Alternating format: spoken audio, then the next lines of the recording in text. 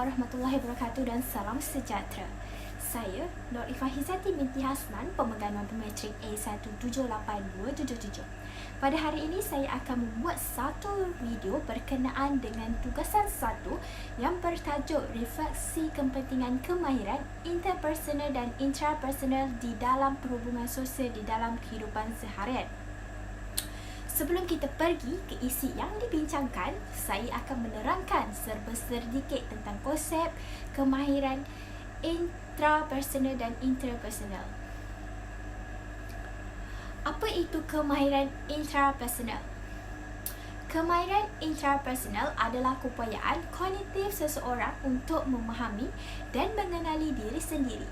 Kemahiran ini membolehkan seseorang yang mempelajari siapa dirinya, apakah perasaannya, apa yang ingin dilakukannya, apa yang perlu dielakkannya, dan tahap keupayaan sendiri.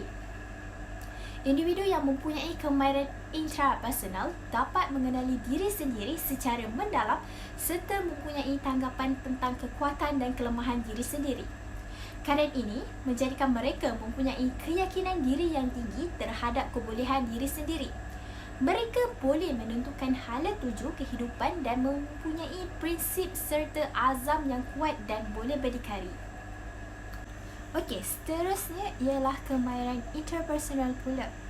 Howard Gardner 1983 memberikan definisi kemahiran interpersonal di dalam bukunya Frame of Mind sebagai kebolehan memahami orang lain dan menggunakan kebolehan ini dalam berinteraksi, bekerjasama, membimbing dan menguruskan komunikasi.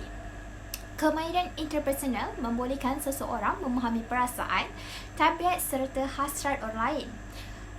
Individu ini dapat berinteraksi dengan mudah dan boleh bekerjasama dengan orang lain secara praktikal untuk memastikan sesuatu yang berfaedah dan dapat memberi motivasi kepada orang lain. Kemahiran intrapersonal dan interpersonal hendaklah ada dalam diri seseorang.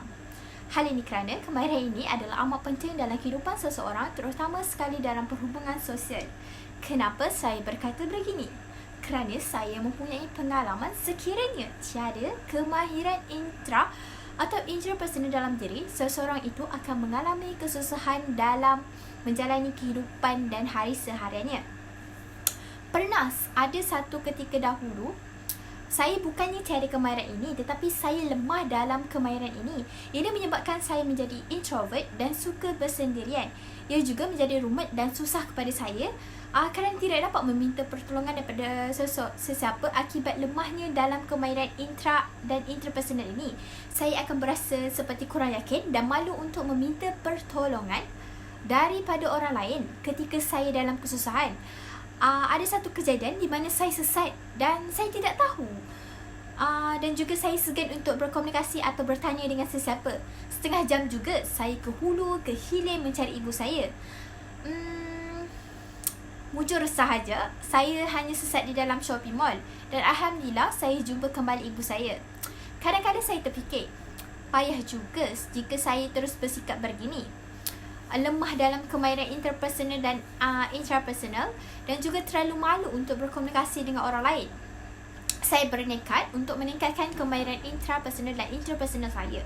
Saya memberitahu kepada ibu bapa saya bahawa saya tidak mahu berterusan bersikap malu bertanya. Dengan itu, ibu bapa saya mengajak saya untuk menolong mereka meniaga di pasar malam. Sedikit demi sedikit, saya melihat cara mereka berkomunikasi dan cara mereka melayan pelanggan. Dengan sistem sokongan yang diberikan, saya dapat menambah baikkan kemahiran saya dengan menjadikan ibu bapa saya sebagai model dan juga contoh. Ada suatu hari tu, ibu saya menyuruh saya melayan pelanggan yang datang ke gerai kami. Saya cuba beranikan diri dan cuba mengikut cara ibu bapa saya melayan pelanggan. Dan akhirnya saya berjaya. Hari demi hari, kemahiran interpersonal saya semakin baik. Saya dapat berinteraksi dengan orang lain, iaitu pelanggan-pelanggan yang datang ke gerai ibu bapa saya tanpa rasa segan dan malu. Dari situ juga saya dapat berinteraksi dengan orang lain tanpa segan untuk bertanya atau memulakan perbualan. Sistem sokongan yang diberikan oleh ibu bapa saya menjadikan kemahiran intrapersonal dan interpersonal saya dapat dikuasai dengan baik. Bukan itu saja, saya juga merasakan kemahiran intrapersonal dan interpersonal ini amat penting dalam hubungan sosial, terutama sekali jika melibatkan urusan sesama manusia, iaitu dari segi mengurus, mentadbir, jual beli dan lain-lain. Berdasarkan pengalaman saya sebagai jurujual di sebuah syarikat pakaian dan kain yang ternama, iaitu Jekyll, saya dapati kemahiran intrapersonal dan interpersonal ini amatlah penting di mana saya menggunakan kemahiran intrapersonal dengan sentiasa bermonolog sendiri apabila melihat pelanggan masuk ke dalam Jekyll, di mana saya akan bermonolog dengan membuat tanggapan sebegini. Adakah dia mahu ke sini? Rasanya puan ini mesti suka kain ini jika saya cadangkan kepada beliau. Begitu juga dengan kemahiran interpersonal saya di mana di mana ia amat penting apabila menjadi seorang jurujual. Seorang jurujual hendaklah berinteraksi dengan pelanggannya serta meyakinkan pelanggannya. Jika seseorang itu tiada kemahiran interpersonal, mereka tidak boleh menjadi jurujual kerana ia memerlukan hubungan dua hala. Lebih-lebih lagi, bekerja sebagai jurujual di syarikat besar sebegini hendaklah sentiasa mencapai target yang telah ditetapkan. Oleh itu, kemahiran interpersonal hendaklah berada dalam keadaan baik dan hendaklah sentiasa yakin apabila bersyarikat di hadapan pelanggan, lebih-lebih lagi di hadapan mereka yang ternama. Pernah sekali itu, saya diminta untuk melayan seorang pelanggan yang berpangkat datin. Pada mulanya, saya tergagap-gagap dan gemetar. Akan tetapi, lama-kelamaan saya cuba beranikan diri dan akhirnya saya dapat melayan datin tersebut dengan baik dan tidak gemetar.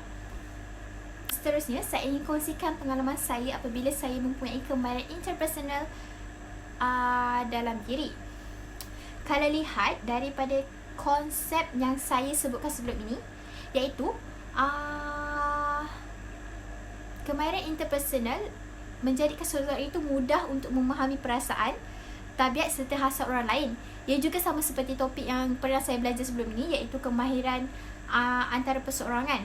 Bagi saya, perkara ini amatlah penting dan perlu ada dalam diri setiap orang. Ia juga boleh dipanggil sebagai common sense.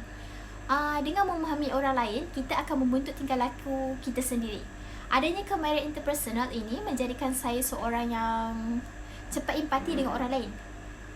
Saya akan mudah rasa kesian kepada orang yang lebih susah daripada saya. Pernah ada ketika dahulu saya berasa empati dengan seseorang sehingga saya mengeluarkan air mata apabila melihat video orang susah di internet.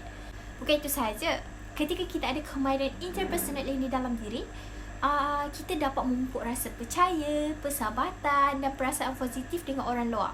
Selain itu, kita juga dapat membina hubungan yang lebih erat sesama rakan dan orang sekeliling. Oleh itu, hendaklah kita asah dan mempunyai kemahiran intrapersonal dan interpersonal dalam diri sejak dari kecil. Hal ini kerana kemahiran ini adalah amat penting dalam menghadapi hidup seharian. Dan kita juga perlu sedar bahawa kemahiran intrapersonal dan interpersonal ini sentiasa kita gunakan dalam kehidupan seharian kita tanpa kita ketahui. Sebagai contoh, bercakap dengan orang lain, ia merupakan kemahiran dan komunikasi interpersonal. Begitu juga dengan berdoa setiap hari, ia juga merupakan komunikasi intrapersonal. Maka, jelaslah bahawa kemahiran intrapersonal dan interpersonal ini amatlah penting dalam membina hubungan sosial. Okey, itu sahaja daripada saya. Terima kasih.